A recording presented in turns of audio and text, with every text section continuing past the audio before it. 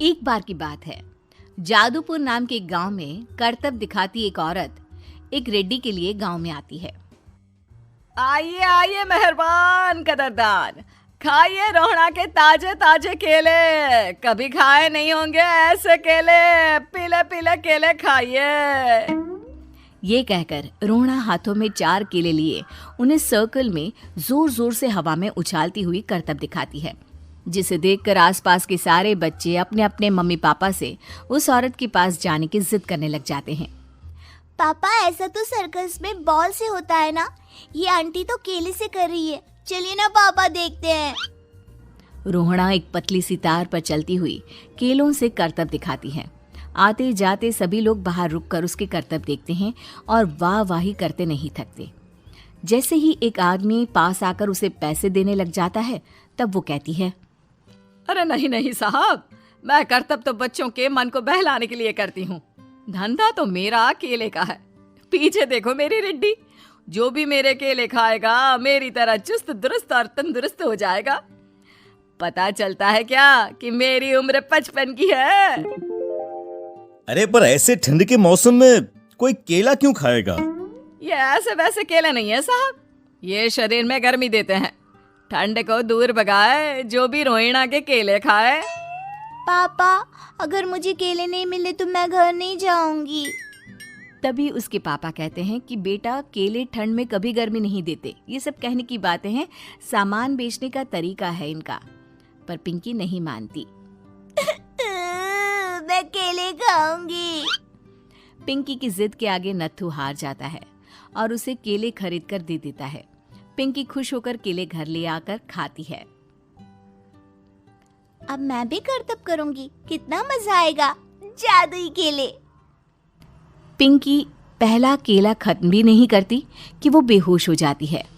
दूसरे केले से एक काला धुआं आता है और रोहड़ा चुड़ैल बनकर बाहर निकल आती है। मेरे भूतिया केले बच्चे न खाए, ऐसा हो ही नहीं सकता। जादूपुर वालों, कब तक बचोगे? आ गई हूं मैं रोहड़ा, जिसका कोई नहीं कर सकता सामना। रोहड़ा पिंकी को गोद में उठाकर काले धुएं में कहीं गायब हो जाती है। शाम के वक्त नत्थू घर लौटता है और पिंकी को घर में ना पाकर उसकी माँ से कहता है, माँ पिंकी कहाँ है? अरे बेटा, उसे तो तू सुबह करतब दिखाने ले गया था ना, फिर कहाँ वापस आए तुम दोनों? मुझे लगा तू उसे अपने साथ मंडी ले गया होगा। हे भगवान, मेरी बच्ची कहाँ गई? मैं उसे घर ही तो छोड़कर गया था माँ। नत्थू गांव के घर कोने में अपनी बेटी को ढूंढता है, पर उसे वो कहीं नहीं मिलती। परेशान होकर आखिर रो रो कर नत्थू हिम्मत हार कर घर लौट आता है। अगली सुबह रोहड़ा फिर से करतब दिखाने आती है और इस बार पिंकी की तरह रोनी केले खरीद लेता है।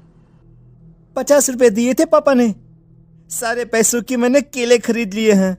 अब मैं भी आंटी की तरह ही करतबबाज बन जाऊंगा।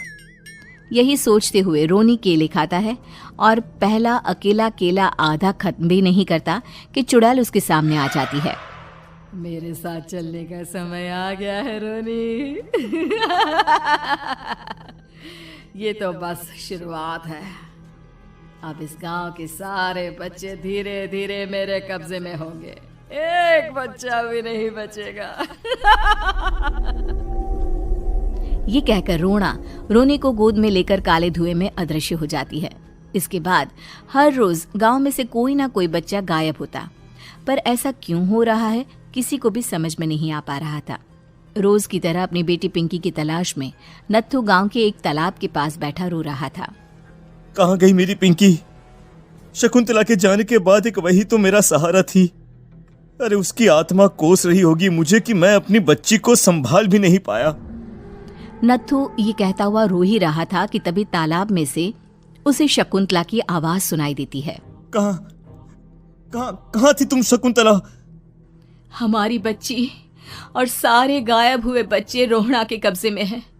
वो बच्चों को जो केले देती है उससे बच्चे बेहोश हो जाते हैं और उसके कब्जे में आ जाते हैं और वो उन्हें ले जाकर काली दुनिया में ले जाती है।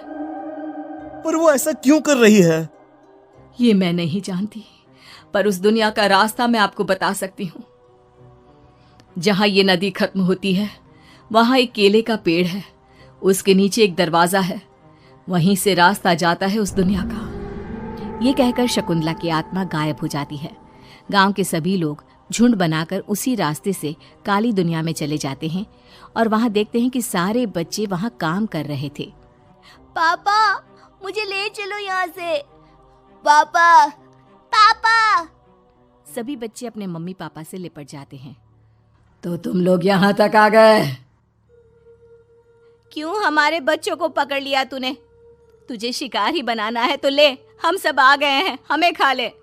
नहीं, मुझे बच्चे चाहिए, मेरे बच्चे के बदले तुम लोगों के बच्चे। क्या मतलब? मैं इसी गांव में रहने वाली एक औरत थी। केले की चोरी के इल्जाम में मेरे बेटे को गांव वालों ने इतना मारा कि वो मर गया।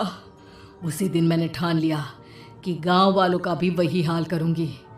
कुछ दिन बाद बेटे के चले जाने के दुख में मैं भी मर गई और मेरी भटकती आत्मा एक चुड़ैल बन गई। और फिर मैंने बदला लिया तुम सबके बच्चे छीनकर। बर्दाश्त नहीं कर पाए ना, सोचो मुझ पर क्या बीती होगी। हमें माफ कर दो रोना, पता नहीं ये किसकी गलती थी पर हम सभी माफी मांगते हैं। हमारी खुशियां लौटा दो, तुम भी तो एक माँ हो। गांव वालों की बात सुनकर रोना का मन पिघल जाता है और वो बच्चों को छोड़ देती है। उसके बाद काली दुनिया बच्चों के लिए जादुई दुनिया बन जाती है। अब कोई भी कभी भी वहां आ जा सकता था।